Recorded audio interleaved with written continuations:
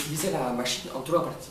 Nous avons les casques, les ordinateurs, ou un ordinateur surpuissant qui pourrait faire tourner dans l'idée des jeux à plus de 700 images par seconde, ainsi créant des intelligences artificielles hors du commun.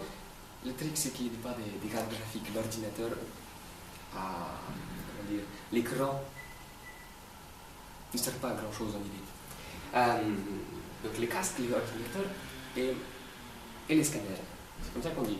Les scanners. Oui, je vois. Les scanners. D'abord les scanners. Nous avons un objet en trois dimensions, comme la statue qui est faite. Il représente la statue. L'idée, c'est approximativement ça qui a un oreiller qui a une bouche et des dents et une épaule. Mais qui n'est pas très beau dans l'idée. Imaginez un dessin. Nous avons donc cet objet en trois dimensions qui est entouré des 4 émetteurs, récepteurs, ondes, 30 fréquences. Ici, placé sur un plan assez basique.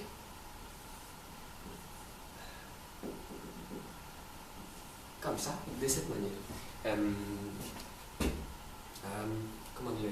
Nous avons donc grec, x et z. C'est comme ça que ça se passe. Vu de haut, je vais juste représenter l'objet comme ça. Et les capteurs sont placés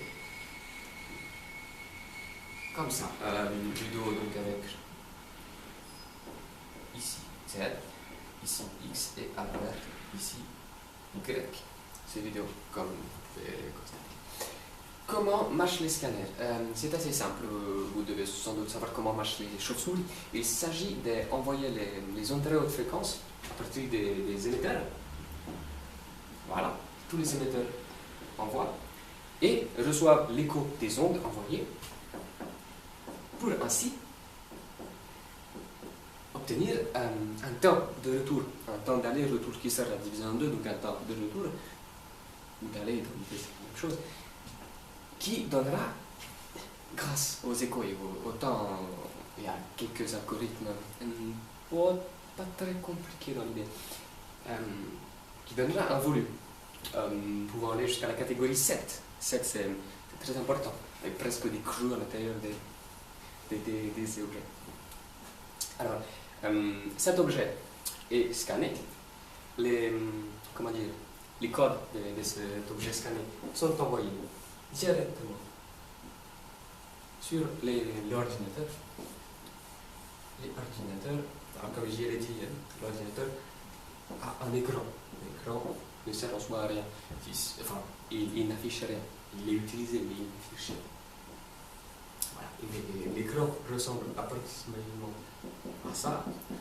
Il y a des évidemment un petit peu plus complexe. Donc, les codes vont être envoyés à l'ordinateur qui va tout interpréter grâce à ces câbles-là. Tout interpréter dans un certain langage pour avoir une sorte de meilleure qualité. Il va les interpréter assez facilement, assez rapidement, en moins de 30 secondes. Si c'est un objet de catégorie 7, donc un objet de catégorie 1 pourrait se faire en effet moins d'une seconde et demie dans l'idée. Donc,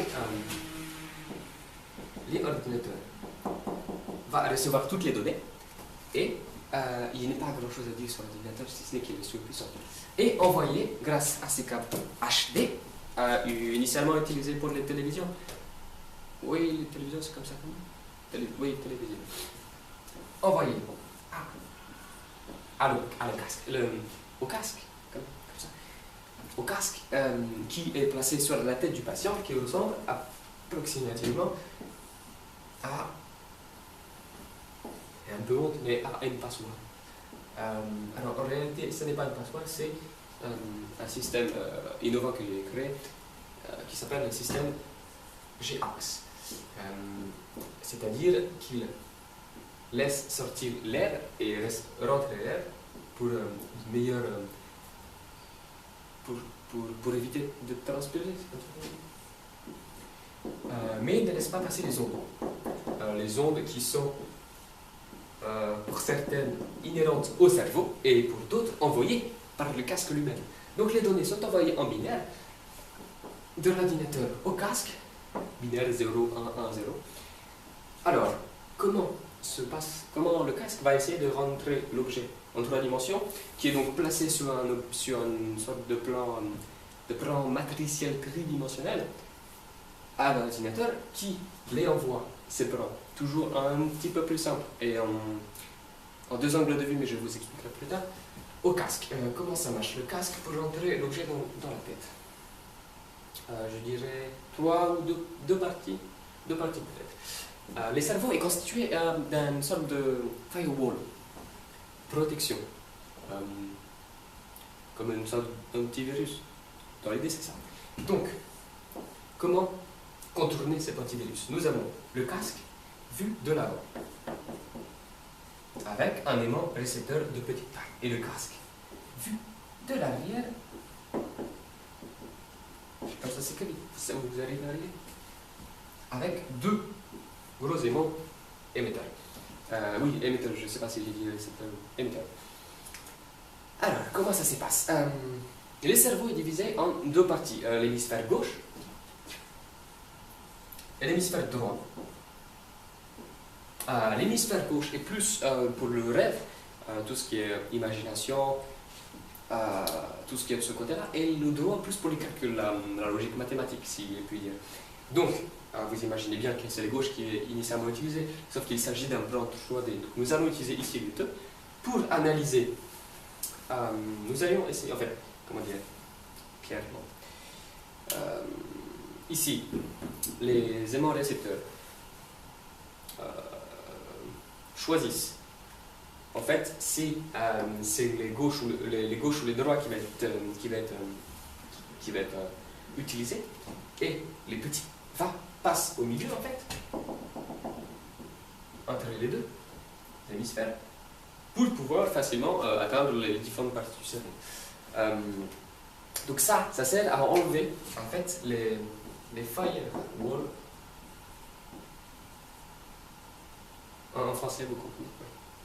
Les firewalls des cerveaux. Ce qui veut dire que là, il pourra être utilisable, en fait. En quelque sorte, le cerveau ne se laissait pas contrôler si on ne lui faisait pas ça.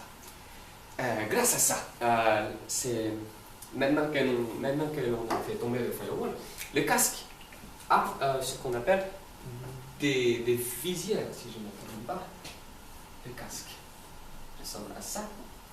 Nous avons donc des éponges humides placées au niveau des oreilles pour faciliter la conductivité.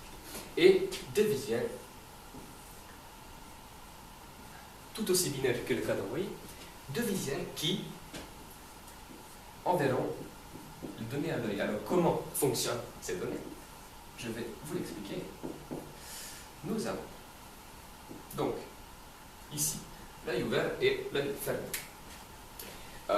Il est rare que les patients dorment les yeux ouverts. C'est mon cas. Mais normalement, ça ne pose pas trop de problèmes. Normal. Donc, en fait, les visières qui sont indépendantes, c'est-à-dire que celle-ci peut être allumée et celle-ci éteinte, noire ou blanche. Donc nous avons un qui donne un écran blanc et le 0, un écran totalement noir.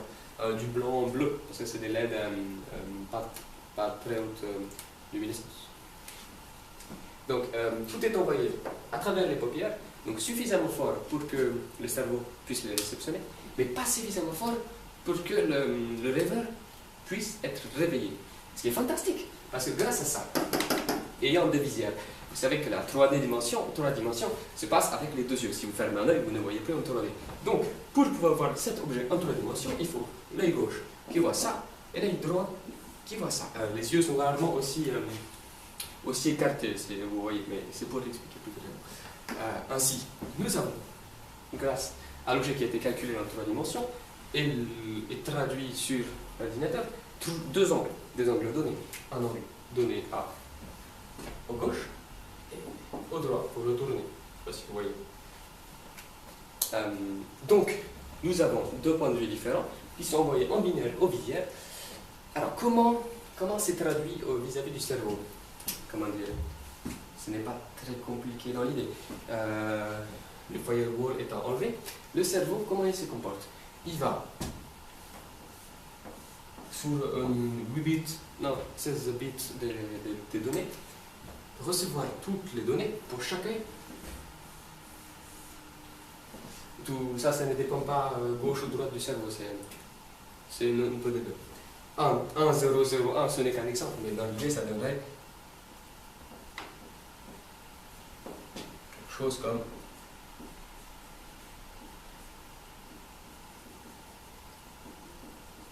ça, qui est envoyé au cerveau.